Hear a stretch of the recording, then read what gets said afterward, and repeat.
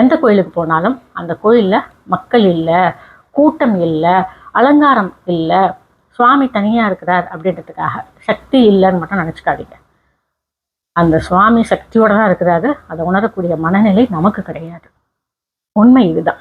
நான் எந்த ஒரு கோயிலுக்கு போனாலும் சரி, என்னுடைய பிரார்த்தனையை நான் வச்சுடுவேன். எனக்கு தீட்சையின் போது சொல்லப்பட்ட மந்திரத்தை சுவாமிக்கு நான் சொல்லிட்டு வந்துடுவேன். அதுவே எனக்கு அவ்வளோ ஆத்மார்த்தமாக இருக்கும். நமக்கு ஏதோ ஒரு பாக்கியம், இந்த சுவாமியை போய் பார்க்கணும்னு இருக்கவே தானே நம்ம அங்கே போய் அந்த சுவாமி நிறுத்துது. அந்த மாதிரி அங்கேயே போய் அந்த மாதிரி அந்த சுவாமி முன்னாடியே போய் நம்ம நின்றுட்டு அந்த சுவாமியே நம்ம குறை சொல்கிறோம் அப்படின்னா நம்ம மனநிலை எவ்வளோ மோசமாக இருக்குது அப்படின்ற கொஞ்சம் யோசனை பண்ணி பாருங்க.